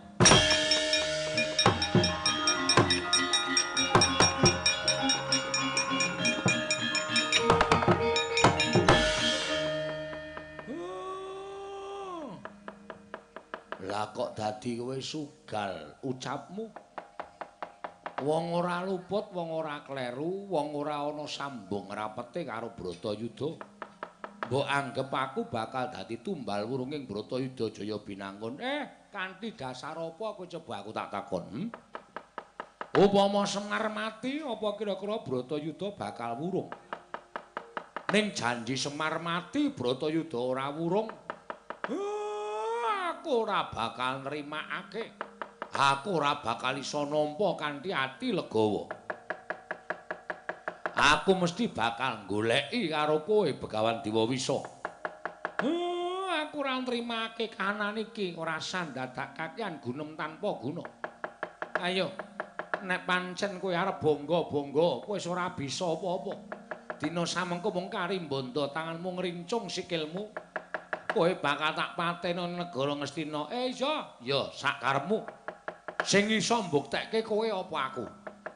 Kowe arep mbuktekke ning ngarepe bendaraku Ndara Werkudara Ndara Janaka, Ndara Ngastina kanthi srana kowe arep mateni karo aku.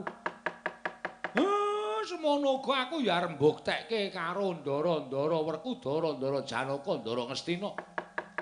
Nek sejatine kowe iki panjal maning jajalanan. Sejatine kowe iki panjal maning menungsa. Ingkang lecek gedhamu watak angkara budi candala.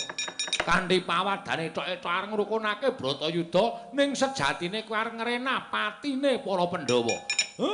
Ayo Patirana Semar waton kowe iso nampani lan kuat nadai idune Semar leganing atiku. Ayo mati aku. Tobat. Lara tenan to.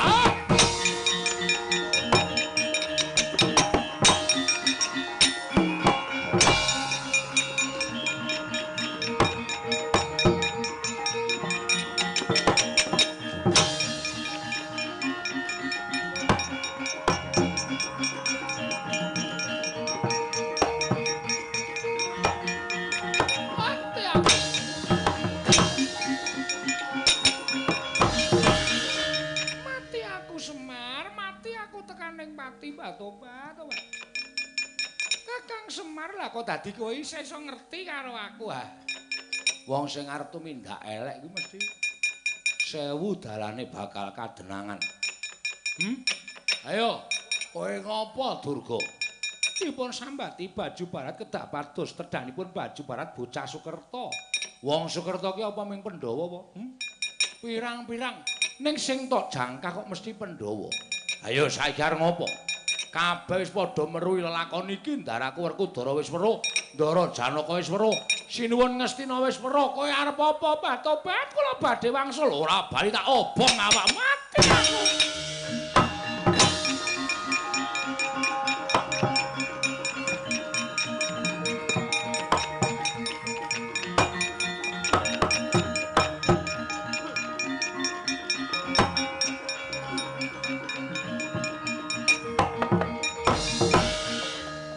Semar, enggak. Syukur Kakang Semar kowe ingkang bisa narbuka pepadang. Tumraping Werkudara Padine Janaka ing wis kelimput marang pambujuking Dewa Wisa. Panjen setan. Dewa Wisa panjalmaning Bathari Durga. Kula mangkel ati kula. Ya pancen pakaryaning Durga kuwi dadi dewaning panggoda pangrencana. Sing baku Janaka Werkudara wis padha eling Purwadaksina. Nggih monggo den kondur wonten negari Ngamarta Ndara.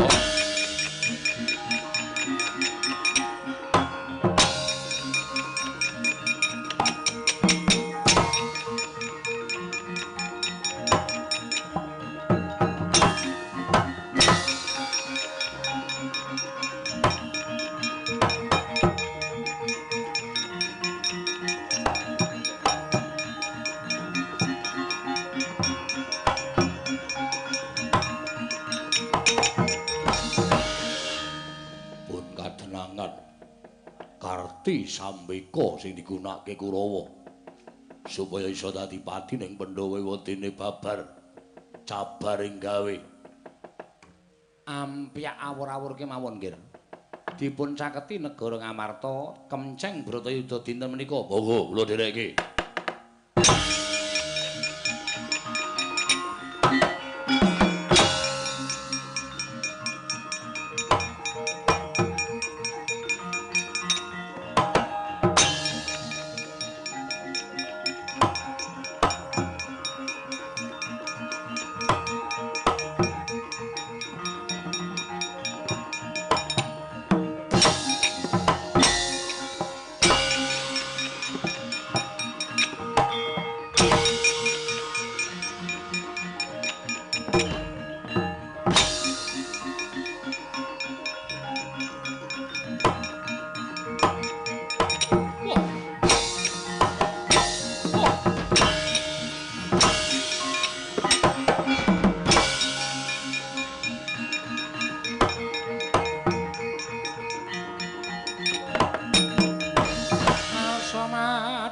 Jagat tumungup-ungup paning sapucaking wukir marebak bangsu mirat keneng soroting surya mega lan gunung